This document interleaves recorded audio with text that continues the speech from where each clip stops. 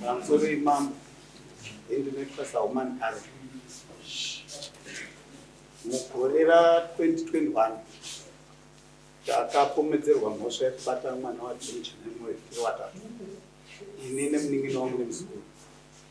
Nyaya ikaenda kumatano tikaonekwa tisina mhosva.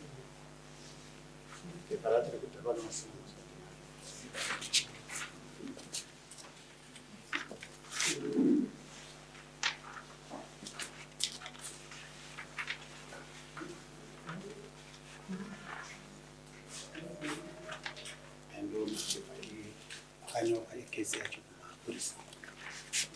Then education yakazoitawo hearing yayo muna 2022 atopera gore ne about 6 months. John Chenemo ndo pakazouyawo nemwana wake vakandiroverera sekunge wakutangisa nyaya ndokandazomiswa basa muna January 2023. Saka ini ndiri kuti John Chenemo akandipfuma panyaya yendisina kuita.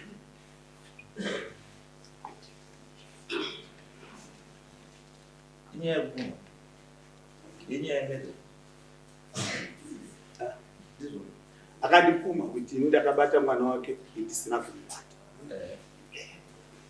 Wisi waka label of rapist wakati kama hiyo kwa Ndisina ikaenda kudala ukaona kwa not duty right so unaita machi chienda uno claim machi compensation na damages up because it's information of courage. Saka yakatoenda ku office one yakatoenda na major street kuone kwa sababu saka right now chief file machi file kwa was kunoka already nyaya kwaito le criminal sawa kwa sababu kuchitia na was nini without you are not team you are not team measures zozoti saka iyo tutanga uko unodi unokema damages zako information and then it just chitariswa wa matushona wapi waita hivyo tuizotarisa kuona kuti isu achwana cheni chawakakanganisa chinotizeva kuti timbomushapure chii then ndombi tushapura tusavuga asi chekutanga deformation of chii character nenature ye the type of chii crime yauri wakaita rape murder stop theft robbery macases ane level yawo yemutombo saka andikaijust kuimutura kubvoko kuyakuidzikisa patebhuru kwakwana haiti saka endai kusikuti munofaira for chief for charges since makaita sei makakliwa asi kuchiwana unotariswawo manje kuchiwana pane here zvakaparawo zvinoita kuti timushapure micha chachandiunga kuti nyaya iyi takazoipa kumaloyers vachida kuita appeal yekubasa vaishandisa mapepasi ezvakaitwa kuhere kwandanga ndarovererwa because ekueducation ndakavapa mapepasi vakati iwo isusu tinoitawo investigation dzedu dzakasiyana nedzakaitwa nevecriminal court saka ava ndokwavakatora mukana education wakanoona akakupa that explanation kuhearing yakatoitwa nevakauya vari 3 no chinoita supersede chimwe chii decision yecriminal court nedecision yedisciplinary committee because education is not a court disciplinary hearing and saka that disciplinary hearing was supposed to stop forthwith because pane judgment yechi criminal court. How can they proceed with the prosecution? All right, issues right now wakafind something different from nature justice. What are they going to do?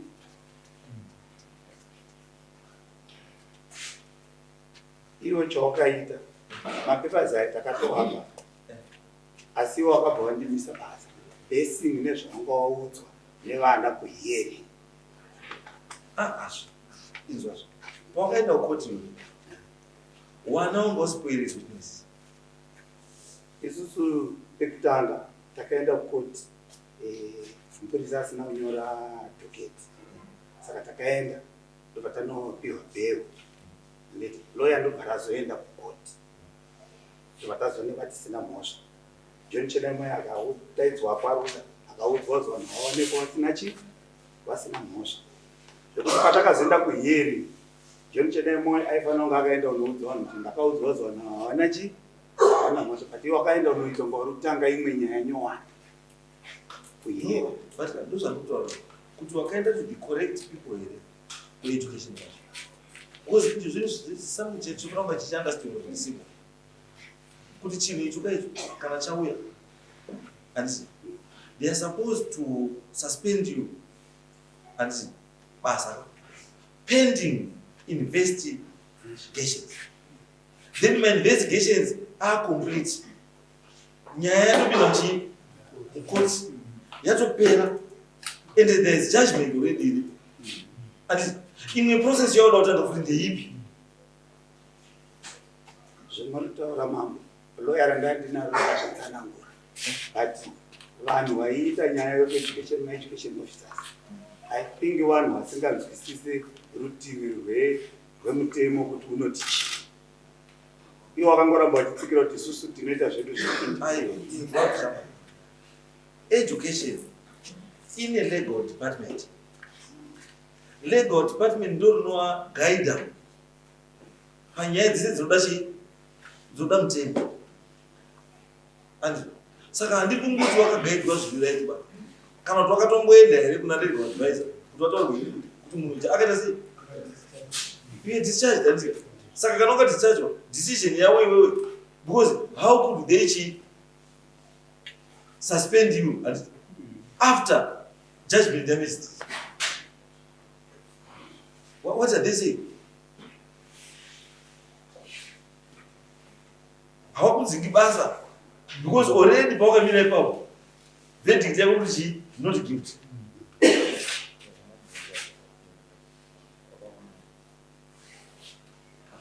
Iwe pakueducation wakaenda kupi? Padistrict here kana DSI wakaenda kupi? hearing yakaitirwa kugoni kwakauya mainspectors pamutaya ndo wakaita hearing yacho. Waita hearing ka ndiyawo hearing handiti wapedza iyo and saka ndikuti really my question ndikuti how are they going to change decision yamagistrate? Because you can only change the decision yamagistrate through an appeal to a higher court of appeal, which is the High Court. Pane here munhu akaapira panyaya yako kuHigh Court. Saka it means the decision given by the lower court is binding.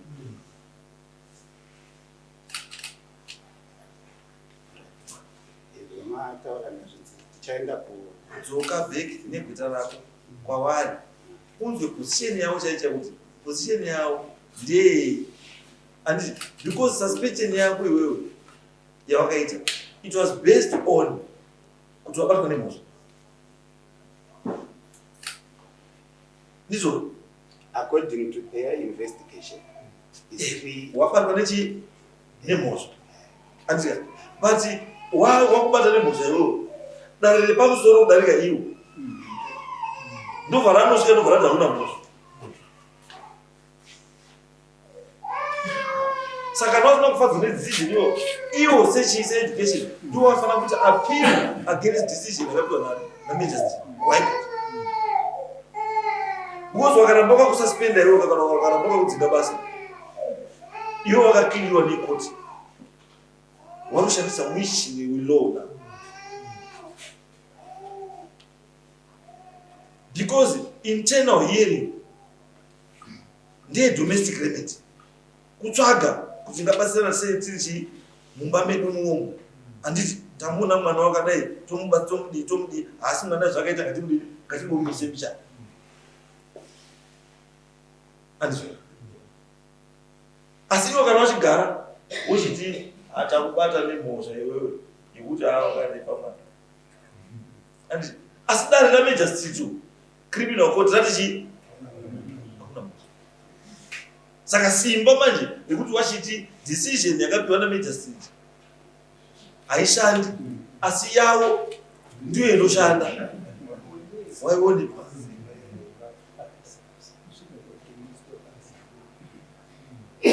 Because pawakanyora masambao ekukumisa basa. The reason why wakakumisa basa is because you were found guilty of molesting or raping a school child. No reason else. But now that the court has proved you did not rape, you did not do this, why would you not? Wakati neta unzwisisa project kuhearing mapapers ese akanga ari ende wakatopiwa nere kutoti mhosva yacho yakatongwa sei kwamagistrate wakatoripiwa futi ati wakazvitora ndobva wazvisa pai aside ndobva watanga zvako.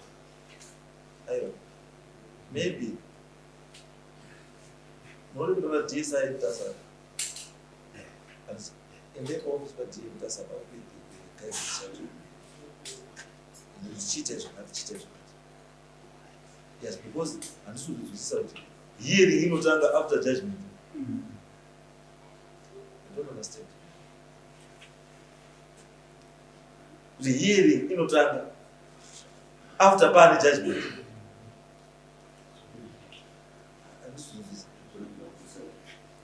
Yes, those what education is critical by me. You sit up and but this is a criminal issue. And the criminal issue are dismissed on a criminal court. In the DSI, I am some total of the because by question of Casado, who know from what was super bassa. You are putting on yourself to a group. Who's a kind of 5 months garage? Ndakatopiwa tsamba yedismissal. Aiwa, usanachienda na DSI, they make it around. Yes, we will send you a minister. Because if you are cleared, then it means they have to rescind their decision. Because we are clear. So I don't know, in terms of the DSI, Pamopani Passi, but soon the son. In terms of DSI, but for my damages, I go. And then, yes. And then